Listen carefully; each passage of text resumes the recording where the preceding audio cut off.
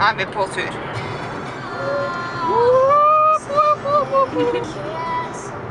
Yes. Nå taking off to the 405 South. Yeah.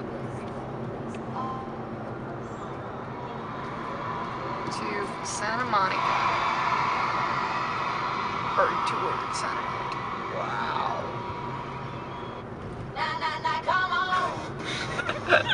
Fast! On the road again. Skal vi se. Nå er vi liksom inne i greiene av friveien. Friveien? Friveien? Hva heter det? Motorveien? Sorry.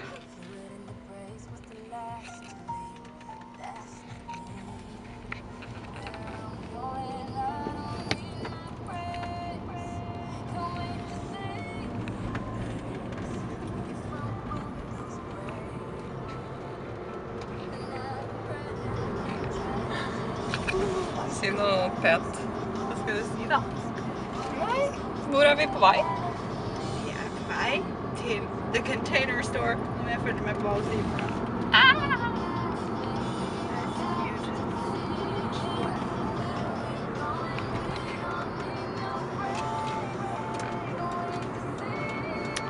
Nå er hun i action, altså. Utrolig flink til å kjøre bil. Helt rå, vil noen si. Jeg er ikke en av dine, jeg tror.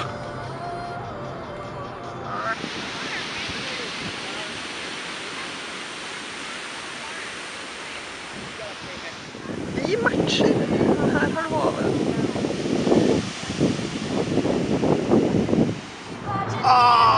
On our way back.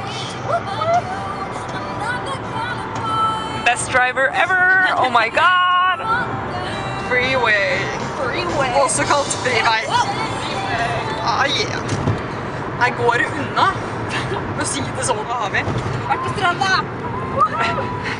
Skal vi se, også kalt blitt solbrente. Ja da. Ja. Bare litt.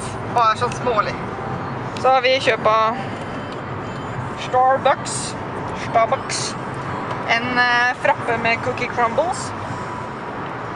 Cola, fordi livet mitt er cola, og det er digg. Junk food. Ah, yeah. Thousand Oaks, men vi skal innom Walmart. Jeg har aldri vært der før. Ja, men helst Walmart, fordi jeg har aldri vært på Walmart før. Åh, kjempetrist! Vært med Kevin og Co, for å si det sånn. Støpt i bølger. Kevin og Co.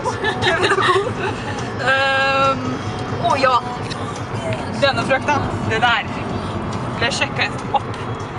Virkelig også sjekket opp, altså. Ready! Walmart, oh my god.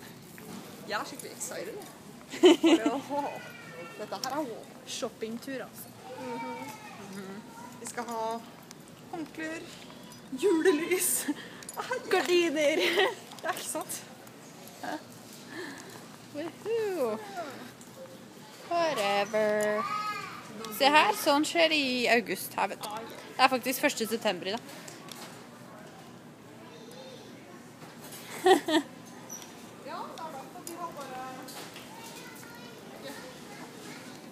Boo! Boo! Boo! Emily! Nei, jeg vet ikke. Oh my god. Nå har vi vært på Walmart. Det var en skuffende opplevelse. Det var sørgelig, for å si det sånn. Ikke det at jeg hadde forventet mirakler, men det var bare... Utvalget var Dårlig. shit. Så vi holder oss til Target her. Oh yeah, Target, you my friend. Target. Ja, vi liker det.